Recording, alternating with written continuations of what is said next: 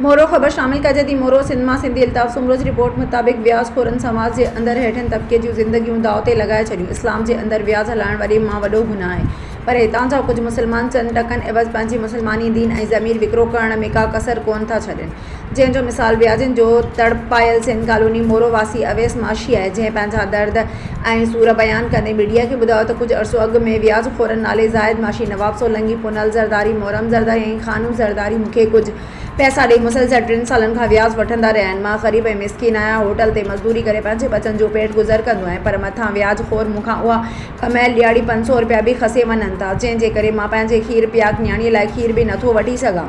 उहो दर्दनाक वाक़ियो उहो ई सम्झी सघंदो जंहिं वटि पंहिंजा मासूम बछड़ा हूंदा। अॼु इहे साॻिया व्याजखोर होटल ते अची मुसलसल मूं ग़रीब ऐं मिसकिन जी तज़लील कनि था ऐं मुसलसल मौत मार धमकियूं ॾेई चवनि था त तोखे क़तल कंदासीं। हिन chief justice supreme court of Pakistan, chief justice Sindh high court, session जज नौशरो फ़िरोज़, वज़ीर आला Sindh, IG Sindh police, DIG Shaheed Benazirabad ऐं SSP नौशरो फ़िरोज़ खे अपील कंदे चयो आहे त मथे ज़िक्र कयल व्याजनि मां मूंखे जानी ऐं माली ख़तरो आहे। जेकॾहिं मूंखे कुझु बि थियो त उन जा ज़िम्मेवार इहे व्याज ई हूंदा। उन्हनि व्याजनि खे गिरफ़्तार करे मूंखे ग़रीब ऐं मिसकिन सां इंसाफ़ कयो ऐं मुंहिंजो ही बयान रिकॉर्ड ते रखियो वञे। कहिड़ा अवैस माछी सिंध कॉलोनी जो छा कंदो आहे?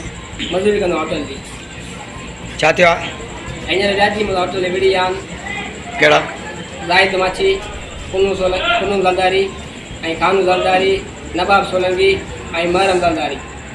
500 मुंहिंजी ॾियारी आहे। मां हिनखे व्याज ॾींदी थकिजी पियो आहे। मूंखां 2-3 साल में व्याज वरितो आहे। हींअर मां ज़हर खणण ते मजबूर थी वियो आहे। मुंहिंजी घरवारी आहे, मुंहिंजी नंढड़ी मासूम बचड़ी जाई आहे, त मां तव्हां ॿुधायो मां काॾे वञा।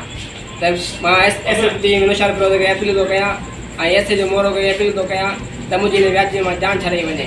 सुभाणे मूंखे कुझु पुछो, मुंहिंजी मौत जा ज़िम्मेवार व्याजी अथव।